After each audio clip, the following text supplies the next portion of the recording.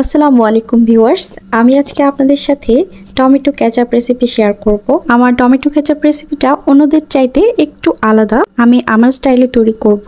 আমার রেসিপিটা খুবই সিম্পল, তবে অনেক বেশি সুস্বাদু। টমেটোর কেচাপ তৈরির জন্য আমাদের প্রথমেই লাগবে টমেটো। এখানে আমি 2.5 কেজি দেশি টমেটো নিয়ে নিয়েছি। শীত থেকে গরম পড়া শুরু করলে আস্তে আস্তে তখন কিন্তু টমেটো কেচাপ তৈরির ধুম পড়ে যায় সবার বাসায়। একটা ভালো কেচাপ তৈরির জন্য আমাদের প্রয়োজন পড়ে ভালো টমেটো। দেশি টমেটোটা এর জন্য একেবারে বেস্ট, কারণ দেশি টমেটোতে অনেক বেশি পরিমাণে পানি থাকে আর পানিটা একটু টক হয়। আর একটু টক আর অতিরিক্ত পানি টমেটোর সস তৈরি করলে সেই টমেটোর কেচাপ বা সস যেটাই বলেন, এটা কিন্তু খুবই ভালো হয়। এই টমেটো কেচাপ বা টমেটো সস তৈরির পিছনে একটা অনেক বড় ইতিহাস আছে, আর সেই ইতিহাসটা একটু বিচিত্র ধরনের এবং খুবই মজার একটা কাহিনী। টমেটো কেচাপ বা সস তৈরির প্রথম দিকে টমেটো কেচাপ বা সসের মধ্যে টমেটোই থাকতো না, মানে টমেটোই দেওয়া হতো না। বর্তমান সময়ে টমেটো কেচাপ বা সস তৈরির ক্রেডিট দেওয়া হয় আমেরিকাকে, কিন্তু আসলে যখন প্রথম টমেটো কেচাপ বা সস তৈরি হয় সেটা তৈরি করে প্রথম চাইনিজরা। আর তারা টমেটো কেচাপ বা সসের মধ্যে টমেটো দিত না, তারা দিত হচ্ছে মাছ। শুধু মাছ না, মাছের পেটি মানে নাড়ি ভুঁড়ি আর কি, সেই নাড়ি ভুঁড়িগুলো দেওয়া হতো। মাছের যে রক্ত আছে রক্তগুলো সহ 20 দিন পর্যন্ত রোদের মধ্যে শুকিয়ে এগুলো ফার্মেন্ট করা হতো, মানে পচানোই হতো আর কি। কি বিশ্বাস হচ্ছে না? আসলে প্রথমে আমিও বিশ্বাস করিনি, একটু রিসার্চ করার পর জানতে পারলাম আর কি। তো 20 দিন পর্যন্ত ফার্মেন্ট করার পর যে রেজাল্ট আসতো ওটাকে বলা হতো কাইচু বা কুচা। এর থেকেই কেচাপ তৈরি হয়, মানে কেচাপ নামটা আসে। 16 শতাব্দীর প্রথম দিকে যখন ডাচ এবং ব্রিটিশ সেনারা চায়না যায় তখন তারা এই কেচাপটা খায়। তো তখন থেকেই এই কেচাপটা ব্রিটিশ সেনাদের খুবই ভালো লেগে যায়, তো তারা এটা সাথে করে তাদের দেশে নিয়ে আসে। তারপর তারা এটা যখন ইউকেতে নিয়ে আসে তখন তারা এটা ট্রাই করে বিভিন্ন মশলার সাথে, বিয়ারের সাথে, ভিনেগার দিয়ে। আচ্ছা, একটু পরে বলছি বাকি ইতিহাসটা। এখানে আমার ভিডিও শুরু হয়ে গেছে। এখানে আমি টমেটো গুলো দিয়ে দিয়েছি আর কিছু মশলা দিয়েছি। 2.5 কেজি টমেটোর জন্য আমি এখানে 10টা লাল মরিচ দিয়েছি, আর দিয়েছি 1 চা চামচ কালো গোলমরিচের গুঁড়া, আর দিয়েছি 5-6টা লবঙ্গ। একটা মাঝারি সাইজের পেঁয়াজ দিয়ে দিচ্ছি স্লাইস করে। তো বিভিন্ন ভিনেগার আর বিভিন্ন মশলার সাথে এক্সপেরিমেন্ট করে তারা মাশরুম কেচাপ তৈরি করে। তখনও কিন্তু টমেটো ব্যবহার করা হয় না কেচাপের মধ্যে বা কুচ্চার মধ্যে। এরপর বিবর্তন হতে হতে ওয়েস্ট আর সাউথ আমেরিকার লোকেরা প্রথম টমেটো কেচাপটা তৈরি করে। এখানে এখন আমি দিয়ে দেব সাদা সরিষা। হাতের কাছে সাদা সরিষা থাকলে সেটাই ব্যবহার করার চেষ্টা করবেন, কারণ কালো সরিষা দিলে কালারটা কালো হয়ে যাবে। এরপর পর্তুগিজরা বাংলাদেশ আর ইন্ডিয়াতে ব্যবসা করার উদ্দেশ্যে আসার সময় তারা নিয়ে আসে। এরপর থেকে এটা বাঙালি আর ইন্ডিয়ার মানুষের ফেভারিট একটা খাদ্য হয়ে যায়। সবকিছুর সাথেই এই খাবারটা এখন খুবই জনপ্রিয়। একটা ছোট 1 ইঞ্চি সাইজের আদা দিয়ে দিচ্ছি আর 10টা রসুনের কোয়া দিয়ে দিচ্ছি। এরপর 1812 সালে জেমস মিজ নামের একজন আমেরিকান নাগরিক কুচ্চা সসটার সাথে ভিনেগার, টমেটো, তারপরে পেঁয়াজ, রসুন, মরিচ এবং বিভিন্ন ধরনের মশলা দিয়ে একটা সস তৈরি করেন। আর সেই সসটা বিভিন্ন লোক বিভিন্নভাবে তৈরি করে, কিন্তু হেনরি জে হাইন্স নামের একজন লোক টমেটোর সাথে পেঁয়াজ, রসুন, আদা, মরিচ এবং বিভিন্ন ধরনের মশলা, এরপর ভিনেগার এবং আরো কিছু কেমিক্যাল দিয়ে এটার শেলফ লাইফটা বৃদ্ধি করে। আর উনি প্রথম গ্লাসের বোতলে টমেটো ঢেলে পরিবেশন করে। আর ওই টমেটোটা অনেক দিন ধরে সংরক্ষণ করে রাখা যায়, কারণ ওটাতে ভিনেগার দেওয়া হতো। তাই জন্য এরপর থেকে হেনরি জে হাইন্সের রেসিপিটা সবার কাছে পপুলার হয়ে ওঠে। এরপর গ্লাসের বোতলে টমেটোর সেই লাল লাল সসটা সবার কাছে এত বেশি জনপ্রিয় হয় যে এখন আমেরিকার প্রায় 97% মানুষের ঘরেই এই কেচাপটা থাকে। তো এটাই ছিল টমেটো সস বা কেচাপের খুবই মজার একটা হিস্ট্রি। তো সমস্ত মশলা দিয়ে দেওয়ার পর আমি চুলার জালটা প্রথম 5 মিনিট কমিয়ে রাখবো, কারণ প্রথমে যদি হাই হিটে করা হয় তাহলে নিচে লেগে যাওয়ার চান্স থাকে। তো আমি প্রথম 5 মিনিট ঢাকা দিয়ে এটা কুক করব। তো 5 মিনিট ঢাকা দেওয়ার পর দেখতে পাচ্ছেন অনেক বেশি পানি পানি হয়ে গেছে। তো এটা আমি আরো নরম করব, সবকিছু একেবারে গলে যাওয়া পর্যন্ত আমি এটা কুক করে নেব। আর চুলার জালটা এবার বাড়িয়ে দেব, মানে মিডিয়াম ফ্লেমে রেখে এই পানিগুলো কিছুটা শুকিয়ে নেব এবং আমরা যে মশলাগুলো এখানে অ্যাড করেছি সেগুলো একটু নরম হয়ে যাওয়া পর্যন্ত আপনারা চাইলে একসাথে সবকিছু দিয়ে দিতে পারেন। মানে আমার এখানে সব ইনগ্রিডিয়েন্টস কিন্তু দেওয়া হয়ে গেছে, বাকি আছে শুধু লবণ, চিনি আর ভিনেগার। তো চাইলে সবকিছু একসাথে দিয়ে দেওয়া যায়, কিন্তু আমি ভিনেগার, লবণ, চিনি এগুলো পরে দিচ্ছি, কারণ ভিনেগারের গন্ধটা রান্না করলে একদম বাজে লাগে, তাই আমি এটা পরে দেব। তো আপনারা যদি চান একসাথে সবকিছু দিয়ে কুক করতে পারেন। তো দেখতে পাচ্ছেন সবকিছু হলে অনেক বেশি ঝোল শুকিয়ে গেছে। এখন আমি চুলার জালটা বন্ধ করে এগুলো একদম ঠান্ডা করে নেব। দেখতে পাচ্ছেন সবকিছু ম্যাশি হয়ে গেছে।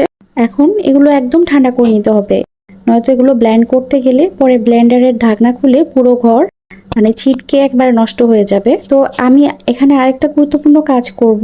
আমরা সবসময় চেষ্টা করব টমেটো সসটা কোনো বোতলে রাখতে, মানে কাচের বোতলে। আর কাচের বোতলটা ভালোভাবে ধোয়ার পরে এরকম ফুটন্ত গরম পানিতে 20 মিনিট মানে ফুটিয়ে নিতে হবে, এতে করে এর ভিতরে কোনো জার্মস বা জীবাণু থাকলে সেটা মরে যাবে। টমেটো কেচাপের মধ্যে বা সসের মধ্যে কিন্তু আরো অনেক কিছু অ্যাড করা হয়, যেমন sodium benzoate, acetic acid, CMC powder, starch powder, xanthan gum, এছাড়াও ফুড কালার দেওয়া হয়। এই সব কিছু কিন্তু এই সসটা নষ্ট না হয়ে যাওয়ার জন্যই দেওয়া হয়। যদি নিচেও রাখা হয় তাহলেও নষ্ট হবে না এই কেমিক্যালগুলো দেওয়ার ফলে। তো এত কিছু দিয়ে কেন খাওয়া, বাসায় যদি স্বাস্থ্যসম্মত উপায়ে কোনো কেমিক্যাল ছাড়া শুধুমাত্র ভিনেগার দিয়ে তৈরি করা যায়। তাছাড়া আপনারা যদি ভিনেগারটাকে আপনারা এটাও যদি কেমিক্যাল মনে করেন, তাহলে আপনারা এখানে ভিনেগারের পরিবর্তে লেবুর রস সেকে তারপরে দিতে পারেন সমপরিমাণে। তো টমেটোর পেস্টটা আমি এখন ব্লেন্ড করে নেব খুব ভালোভাবে, তার জন্য আমি ব্লেন্ডার নিয়ে নিয়েছি।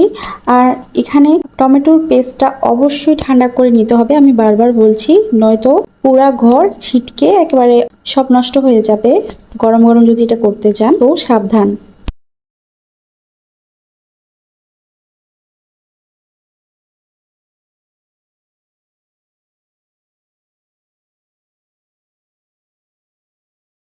অল্প অল্প করে নিয়ে 2-3 বার করে এটা পেস্ট করে নিতে হবে, একবারে মসৃণ করে নিতে হবে যতটুকু সম্ভব। প্রতিটা আমি 1.5 থেকে 2 মিনিট করে আমি ব্লেন্ড করেছি, আর ব্লেন্ড করার সময় বন্ধ করে করে তারপরে করবেন, এতে করে ব্লেন্ডারটা অনেক দিন পর্যন্ত ভালো থাকে। মানে একটা না ব্লেন্ড করতে যাবেন না, তাহলে কিন্তু এটা তাড়াতাড়ি নষ্ট হয়ে যায় আসলে ব্লেন্ডারটা।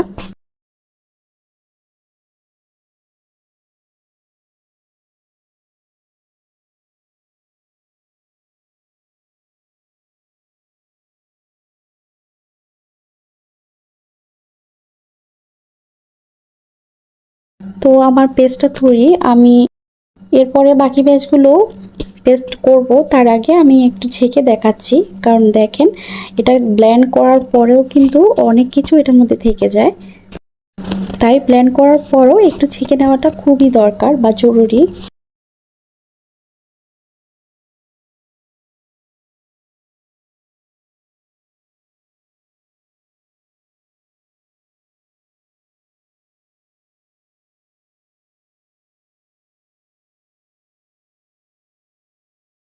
তো আমি এখন এক্সট্রা যে আঁশগুলো বের হয়েছে সেগুলো আমি ফেলে দেব, আর এভাবে করে আমি বাকি ব্যাচগুলো করে নেব।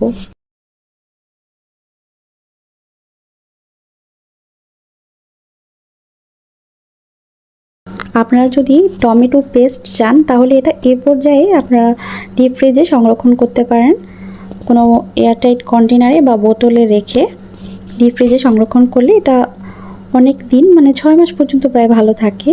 তো আমি এখন সসটা তৈরি করে নেব।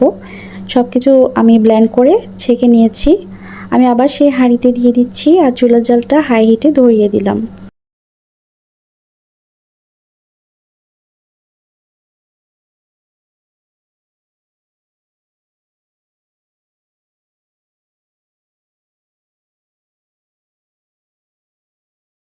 আমি বলক ওঠানো পর্যন্ত নাড়িয়ে নিচ্ছি, এরপরে আমি এতে চিনি, লবণ আর ভিনেগার অ্যাড করব। প্রতি 100 গ্রাম টমেটোর জন্য আমি 100 গ্রাম চিনি অ্যাড করব।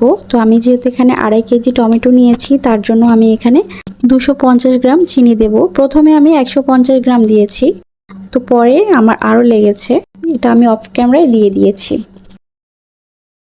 স্বাদ মতো লবণটা দিয়ে দেবেন, আমি এখানে 5 গ্রাম লবণ দিয়েছি, আপনারা আপনাদের স্বাদ মতো বুঝে তারপরে দেবেন। এখন আমি নেড়ে চেড়ে এটা কমিয়ে নেব, মানে ঘন করে নেব। আমি একটু চেক করে দেখছি আসলে মিষ্টি আর লবণটা ঠিক আছে কিনা। আমি এখন ভিনেগার অ্যাড করব তার জন্য। তো আমার এটা ঠিক ছিল না, ভিনেগার দেওয়ার পরে আমার আরও লেগেছে। প্রথমে আমি চিনি 150 গ্রাম দিয়েছি, এরপরে আমি আরও 100 গ্রাম দিয়েছি, মোট 250 গ্রাম আমার চিনি লেগেছে। আমি আবারও রিপিট করলাম, আর এখানে আমি হাফ কাপ ভিনেগার দিয়েছি।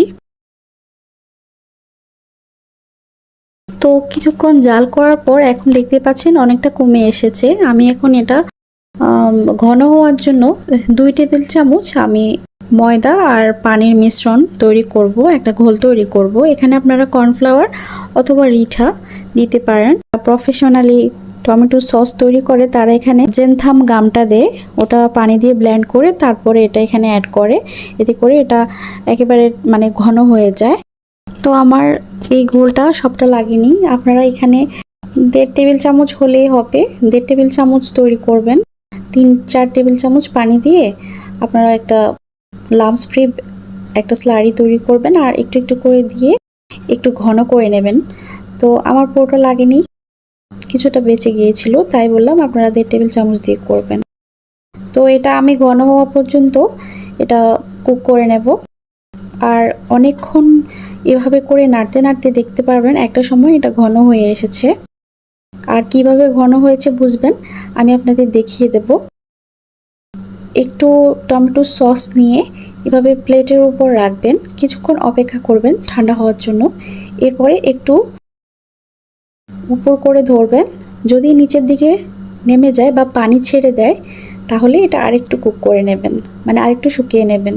তো আমার এটা এখনও হয়নি, এটা এখনও রানি, আমি এটা আরেকটু স্টেবল করব। লাস্ট পর্যায়ে যখন ঘন হয়ে আসবে তখন দেখতে পাবেন এটা গায়ে ছিটা দিচ্ছে। তো চুলার জালটা একটু বাড়িয়ে দিয়ে একটু কষ্ট করে এটা এভাবে করে ঢাকা দিয়ে কুক করে নেবেন, মানে এটা শুকিয়ে নেবেন, নয়তো এটা গায়ের উপর পড়তে পারে আর কিচেনের অবস্থাটা একেবারে খারাপ হয়ে যায়। তাই এভাবেই ঢাকা দেওয়ার জন্য বলছি।